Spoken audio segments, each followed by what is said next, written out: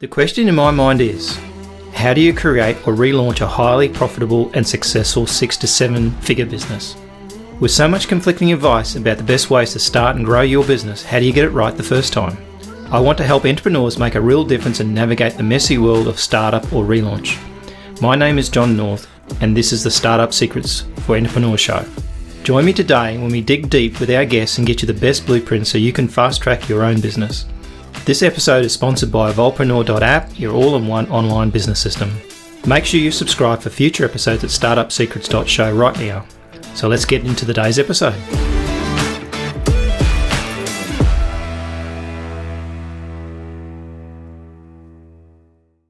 In today's episode, we're going to reveal a new formula to you for business that changes everything. Right now, you're taught sales minus expenses equals profit, and that's the wrong formula. We're going to teach you a new one. Stay tuned and listen in.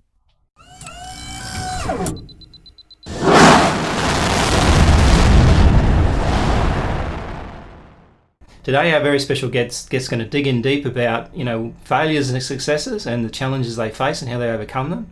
And my very special guest today is Rocky Lalvani, who's a Chief Profitability Adviser for business owners. So welcome, Rocky, to the show. Thank you so much for having me here, John. Excited to chat with you today. Cool. So have you read all those books in the background? I have.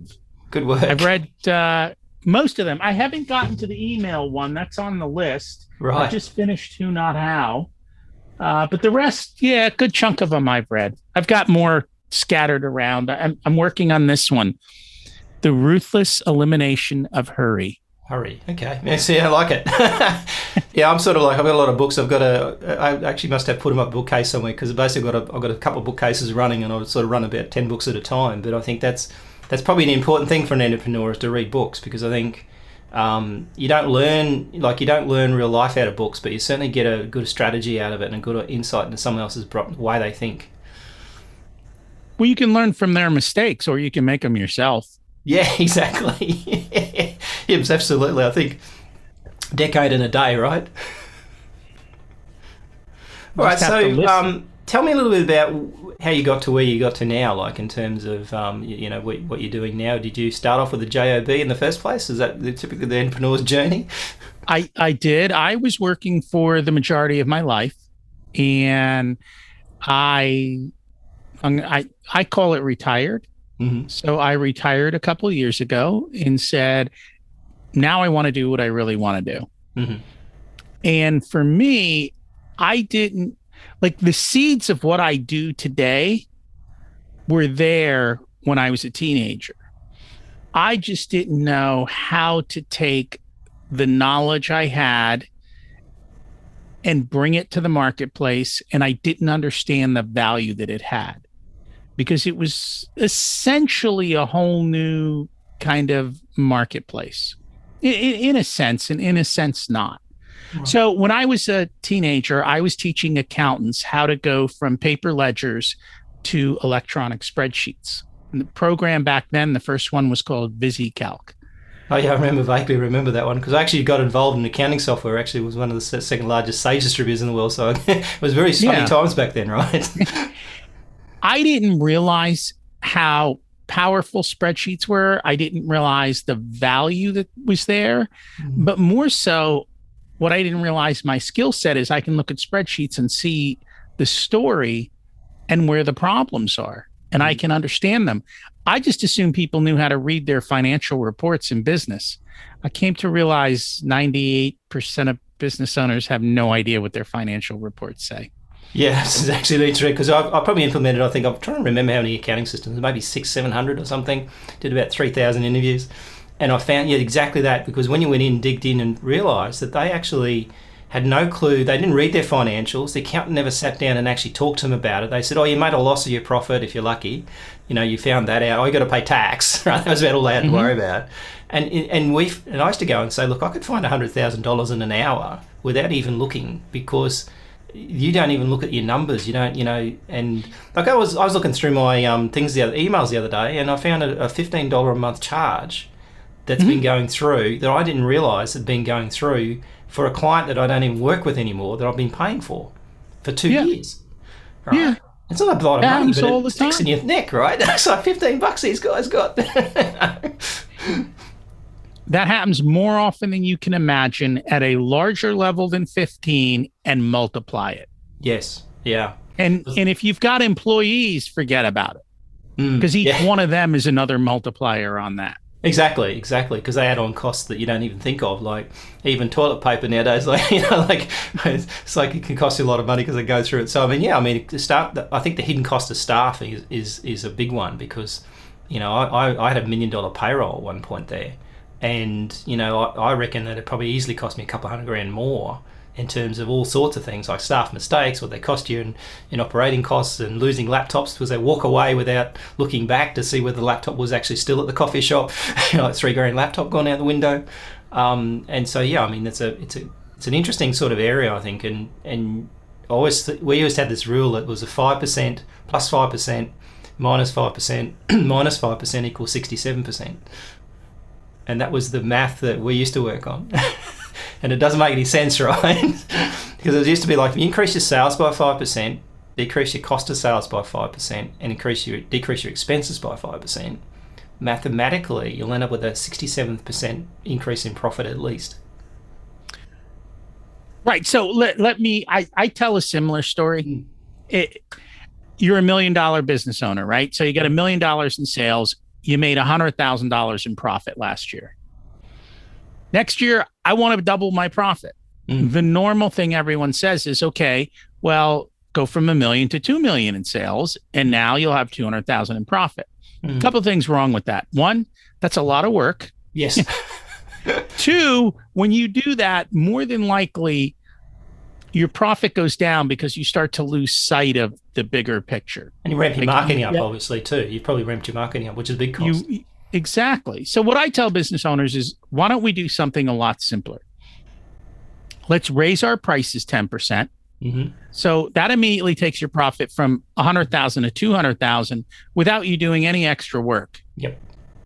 And let's cut our costs by about 10 or 11%. And that adds another 100,000 to the bottom line. So just by cutting costs, raising prices, we went from 100,000 to 300,000. And now you can go home and enjoy your family. That's hard work. And I think the crazy thing too is that, number one, if you increase your prices, you have to get better at selling sometimes. So it improves your business overall. You have to get better at servicing because you're charging more in your own mind. Because some people can't struggle with that, right? They really struggle with the idea of increasing prices. I think sometimes people undervalue what they deliver. I think most times they do. I would say 80% of the time when you talk to someone, I said to a lot of clients that you could double your price and it still wouldn't matter. In some cases, some businesses, you could double your prices and lose half your client base and still be okay. Well, wait, so we doubled our prices. We lost half our client base. So now we're working half as much and still taking home the same amount of money. Exactly. Actually, a lot more money. That's probably. That's the kind of thinking that has to change. Is understanding those concepts. But everyone's afraid to lose half their customers. But they don't realize the people who leave are probably the ones who were the biggest problem. Even though you lost half your customers, they were 80% of your time. Well, the old 80-20 rule, right? 20% of your time is spent with 80% of the like that. Oh, sorry, that's wrong anyway. 20% of your time is spent with the wrong customers. In some respects, because if like the big customers that hardly spend any money with you, spend a lot of time with them. Ones that you actually never talk to, the ones that pay the most amount of money, I find. Like it's like you should reverse that, because if you talk to them more, they might spend more money with you, and you can get rid of the ones that actually don't really make money out of it for you at all. Yeah. And the bank has a system. Like I worked for a bank for 10 years, and they have a system doing that. They grade customers. And so if they find the customer's high risk or pain in some respect, whatever, in their criteria, they increase their percentages of their overdrafts or whatever they're charging you, because you actually get, pain in the bum money charges, right? And so you'll leave them because you go, oh, they're charging me too much, but the bank wanted you to leave. And if you didn't leave, they're perfectly happy to take more interest from you. That's how you get rid of your worst customers, raise their prices. Yeah, because they usually come in on price, so they'll leave on price, right?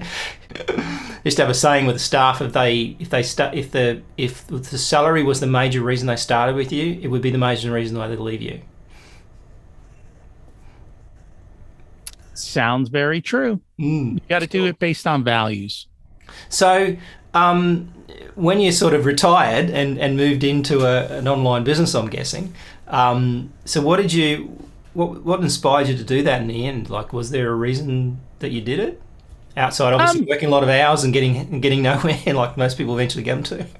Yeah, I mean, I had a pretty good job. It was a high-paying job. It was not very stressful or it wasn't a ton of hours. It just got to the point where the company was going through changes and I knew how they would behave. And I was like, I'm out of here. I'm not playing this game again. So that was part of it, I think. I could have gone somewhere else and done the same thing, but I realized this isn't what I loved.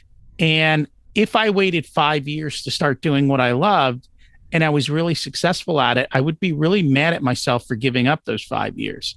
You know, the older you get, the more time becomes valuable and the less money becomes valuable. Yeah. Funny how so for me, it was a time game. It was, let's just go do this. Let's try it and see what happens. Yeah, and I mean, at the end of the day, what worst case scenario, you've got qualifications or got some stuff, you can always go and get a job again, can't you? Like, that's always what an entrepreneur tells themselves. I think at the end of the day, you eventually become unemployable because a normal employee wouldn't cop what you normally do as a self-employed person anyway, I don't think. Even though you probably get better results, right? Like, I read somewhere the other day, it said that the typical, and I still believe this is right, the typical 9 to 5 scenario is so old-fashioned when you think about it. It was designed to keep people in work in factories during the daylight hours, basically. It wasn't never designed to be the perfect scenario that 8 hours work was actually, the right number. No one really know. I think not much work gets done at work, I found, because the first hour or so, nothing was done because they were still getting there, waking up. And then the last hour was like thinking about going home. And so if you got 4 hours a day out of them, I think you're being lucky, in some respects. I don't worry about hours. I worry about results. Yeah, I mean, you can get a result in an hour that can make a lot of money. I mean, I remember ringing up the tax office years ago when we had some tax debts, and we rang them up, and they said, "Oh, you've paid it back now. You're all good." I go, and then he says to me, you can get an interest refund now you've paid it back. You know that? And I go, yeah. And I said, yeah. He said, you just got to ask me for it. And I go, okay. So I said, okay. Well, how much? What's some interest refund? He said, well, just thank you for asking. We'll have a little look. And he comes back and says, how's $18,000 sound? And I go, what? And so that was a now conversation that made $18,000. I could have like the next 3 months off theoretically, and it's like you made enough money in an hour. So I think sometimes the quality of the conversation, I think, is what it comes down to. Like that, having that quality conversation with someone that's of some sort of value like that. Yeah. Which means you have to listen. Yes, exactly. Yeah, well, they say they give you 2 ears and 1 mouth, but I don't think anybody figures that one out. So what's the best piece of advice you've ever given to someone in terms of, a client or... So what I do is profit first, and profit first changes everything. So everyone is taught, you're an accountant, you work in the accounting field. We're all taught sales minus expenses equals profit. Yes. So profit's a leftover. What we teach our clients is sales minus profit equals expenses. So you take your profit first and you constrain your spending, because every single one of the business owners that I work with has the same problem. They spend too much. Oh, I get it. It's a business expense. Oh, I need this. I need that. This shiny object, that shiny. Like, enough. Stop spending so much money. You're wasting most of it. And you're spending out of the bank account when it's got cash in it, right? So, then there's no cash in it because you spent the money. It makes a lot of sense. And I think the thing is, what people tend to do too is they'll look at the profit and they'll kind of make it I'll make 10% of my turnover as a profit. So they'll try and increase their sales theoretically to get more money. And the reality is that's a hard job in some respects. Particularly if you're just going out and spending money on marketing or whatever, you're going to spend more money on and probably make less profit as a result. So yeah, it makes a lot of sense. Control your destiny and create a complete business system for your online business. Evolvepreneur.app offers an easy and cost-effective way to build your online business by helping you avoid the pain and stress of implementing multiple systems, giving you the freedom to automate and scale. Support our sponsor by grabbing a free copy of Startup Secrets for Entrepreneurs at evolvepreneur.app. rapid growth results in business failure. Yeah. And that's the thing nobody wants to hear. Yeah. Your top line might look great, yeah, and your profit might even look great, but your cash flow might be imploding. Yeah. And before you even know it, you're sucker punched and out of business. And it's interesting, when I was working with this accounting company, that they used to put 30% increase in sales every year. That was the increase they had to get. That on everybody, this is Sage, right? They actually had this, and I probably still do, 30% growth year on year. That's a massive number. And so that people would do all sorts of weird things to try and meet those numbers. But the reality is that wasn't a sustainable thing. And what would happen is that CEO of that division would get the sack 6 months later because he didn't achieve his sales goals, and they put someone else in. And so it was a constant turnstile of people. And you look at that and you think that's just unsustainable, as a business thing. And I think, but the reasoning behind it probably wasn't what they thought it was. The reasoning behind it was possibly to make the shareholders like the business, go, look at the growth we've done, right? We've grown this business. And, who cares about the profits? Like, nobody looks at that as long as they get their dividends, right? But they're not looking at the bottom line. They're looking at the top, as you say, looking at revenue, trying to make revenue look sexy when really profit's sexy. So we talk about that. Top line is vanity. Bottom line is sanity. And cash flow is reality. But everyone looks at the vanity number, and it's just not good. Yeah, because there's a lot of money lost in sales. I mean, I look at the years that I've sort of done, and we've probably done $20-30 million worth of sales in these businesses over years, but how much of that do you actually end up getting to keep? Not a lot, many times. Yeah. So how do you find your ideal client? Like, what's your current strategy looking for your ideal client? That's usually a hard one for most small business. So I have 3 paths for clients. One is referral partners. Mm-hmm. One is networking. And the third is podcast. So my podcast is essentially a funnel that people come and listen to, and I do nothing but teach and share. And some people say, hey, I like this guy. I've been listening to him. He makes a lot of sense. And I just don't want to do this. I'd rather pay somebody to do it. And it sounds like he knows what he's doing because he's been sharing all this great information. So the 3 all go together. And that's kind of how it works out well for me. Sounds nice. And obviously, it's a nice way to kind of show what you can do before in advance, really. So people get the impression that, they can understand if you can talk about stuff, then they know you must know about it. Correct. And I have my competitors on. I have my clients on. So, they get to see the real picture. Yeah. And probably spend more time with them than they would have normally anyway, particularly in a pre-sales environment too, because, at the end of the day, they don't get the experience, and they're going to, they're going to learn everything that I tell my clients, and I share it all with them, and then it's up to them. Like, if you can do it yourself, great. Congrats. Go do it. Glad I could help. So are you doing their accounts work, or are you more looking at strategically looking at what they're doing and sort of coaching around that? Is that what you normally do? We're doing the strategic work. So I'm digging into their accounting. Like we talked about before, nobody's looking at their financial reports. I'm looking at them. I'm going, hey, your profit margins are off. I can look at somebody and go, you have a pricing problem.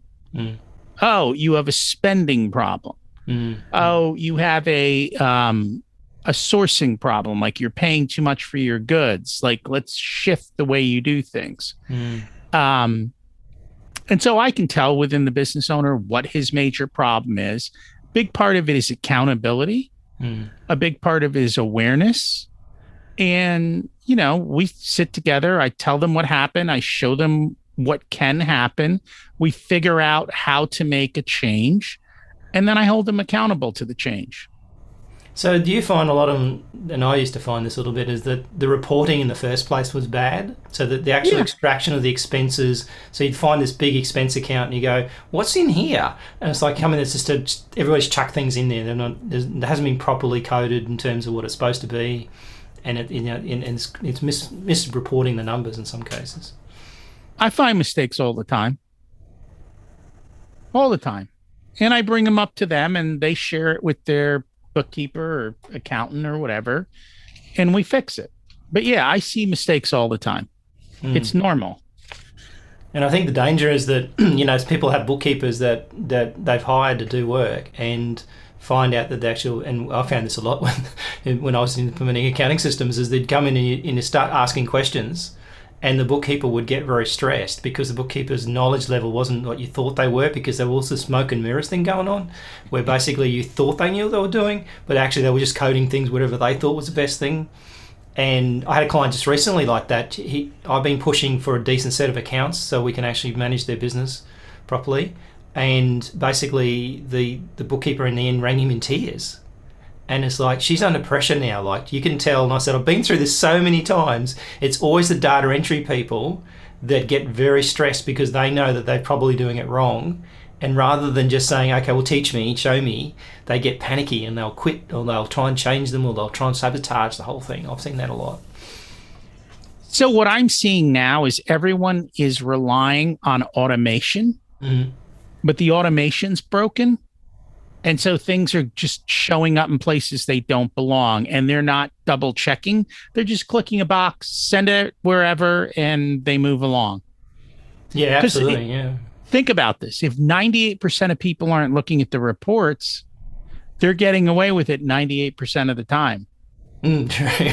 Scary, isn't it? Yeah. I mean, QuickBooks has got a great little feature where you can actually record, like save a transaction and get it to learn it next time. But I train my guys to say, look at that and ask the question, is that right? I think that to me is that right before you click that button? And that is where the problem. Somebody accidentally memorizes a transaction the wrong way, or it's a type of transaction that can come in a multitude of different ways. And the next thing you know, you've got a disaster. I see that all the time. And you're making decisions about that too then as well. Like you're actually making, could actually be imposing on themselves. I remember last year or early this year, I decided to buy a new car, and I sort of set the target of what I want to pay per month, and then I looked into in the thing. So I need to find $500 a month in expenses that I can get rid of to pay for at least a fair chunk of this. And probably took me 2 hours, and I found $500. And it's like, there you go. So you pay for yourself. So I think in some cases, it's like set yourself an exercise in expenses and go looking for things to see what you can do to decrease it, and chances are you can pay for something and cost you nothing ultimately, and that's probably the better way to do it than, as you say, spend the money and then you still got those expenses coming through that you could have got rid of. I wish I found the $15 now. It's still sticking in my neck now that I didn't find that $15 when I'm looking. You have to, every so often you really need to dig deep.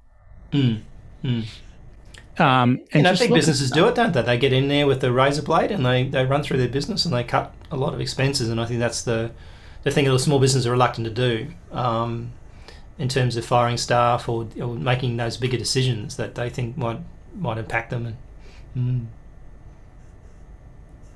So what's your goal for the next 12 months? What's your plans in your business? Have you got, obviously not a massive growth? No, my business is at this point, it's essentially full. So I'm happy with that level. Level 2 now, we have a course that teaches how to do profit first. So I think the goal going forward is to start promoting that a bit more. I haven't really been spending much time promoting it, and we're going to continue to promote it, beef it up and add to it, and really allow the smaller business owner who can't afford my services to be able to learn and do it on their own. Yeah, I mean, that's the thing. It's about impact. I think as you get older, you realize that the more impact you make, and the trouble with one-on-one is very slow, and you're only impacting the people who really want to change in some respects. The other people probably might change if they actually had some more information, right? People will change their attitudes with more information, but if they can't afford it, then they're not going to spend it. Correct. And so I think what we're trying to do is offer something at that lower price point to help people. So you're going to write a book then? Because plenty of books. You've read plenty of books. No, well, the book is already written. Mike wrote the book, Profit First. I realize the amount of work that goes into writing a book. Yep. And I'm like, you know what? It just doesn't excite me. For me, the podcast is much more fun. So you're actually that's writing what a book every time you do a podcast, ultimately, because you're actually almost writing the chapters. In some respects, what we've seen some people do, which is probably not a bad idea, is to just take the transcriptions of the podcast and make that the book and just publish the book. Yeah. And that's like in some respects, that's a way to kind of do a book without actually having to write a book. And people find value in it because basically it's, some people like to read rather than listen anyway. Correct. Yeah, and so that's one possibility, and we'll see what happens. But yeah, I'm in no rush to write a book because I realize how much work it is. And writing the book is only 10%. Promoting the book is the other 90%, which is even more work that I do not want to do.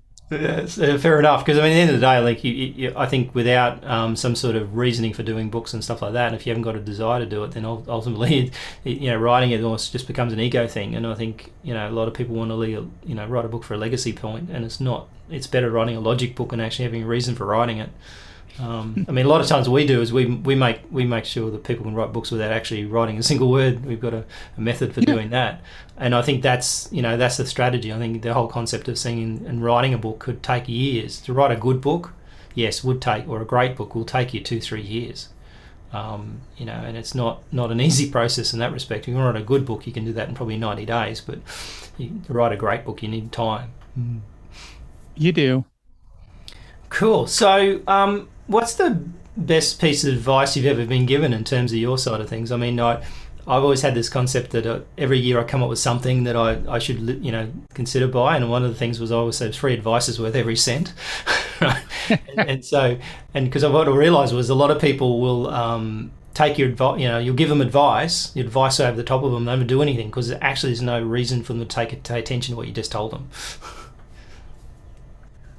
I think the biggest learning thing for me was, and it comes back to what we were just talking about, if it's going to take somebody 2 to 3 years to write a good book, don't even blink an eye at dropping $20 on it, and just look for 1 or 2 takeaways and go implement them. Yeah. Like it is the best, cheapest results you can get anywhere. And I think too that like going to like training or networking events or some sort of educational scenario, people go in there thinking they're going to change their life. And I always think if I can get one thing out of an event, like you go in with like a new client or learn something or just one thing, that's plenty. Like you can't even implement. You're flat pressed implementing 1 or 2 things anyway. Like someone give you 30 things to do tomorrow. Rarely will anybody do 30 things. No one wants 30 things. Everybody wants 1 or 2 things, and that's all you really need. Yeah, one little thing can make a difference. I think at the end of the day, right? You don't need to do a million things. It's just one little thing. And as you say, like I found like in some cases what I've always done in my business to a degree is double my prices every few years and half my client base. Yeah. And that works. It works, right? And less stress and less hurry. And I think that's the big takeaway for most entrepreneurs is that don't take on everybody thinking that that's going to work, because at the end of the day, like you're going to end up in a situation where you're just going to have 80% of those people are not going to be profitable customers. No. You miss out on the nice 20% that actually, you've forgotten about and you've let them go because you're too busy with the complainers and they don't get any money.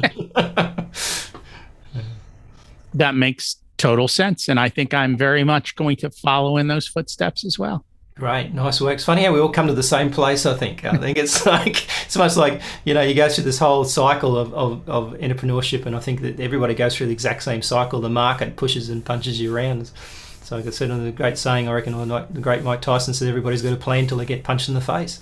And then suddenly they go, whoa, now what am I going to do? So, yeah, cool. So I really appreciate your time, Rocky, coming along. It's, a lot of insights into, I think, what you do at the other end of it, and get there faster rather than just simply try to, as you say, increase revenues and get that vanity there. So it makes a lot of sense. So really appreciate your time. And we'll put your website up. So that's what's your website? That's called ProfitComesFirst.com. ProfitComesFirst.com. Cool. No worries. And we'll put the links up for everything else as well that you've given us, and encourage the listeners to have a little look at it. And I think you make a lot of sense. So that's fantastic. Thank you so much for having me here tonight, John. Very much enjoyed chatting. That's a wrap on another awesome episode for the Startup Secret Show for entrepreneurs. Just before you go, if you like this episode, we'd be very grateful for a 5-star review. Please also consider recommending the show to a friend or two. Make sure you subscribe for future episodes at startupsecrets.show right now. Until next time, if you're an entrepreneur, make a start on your next great business idea today.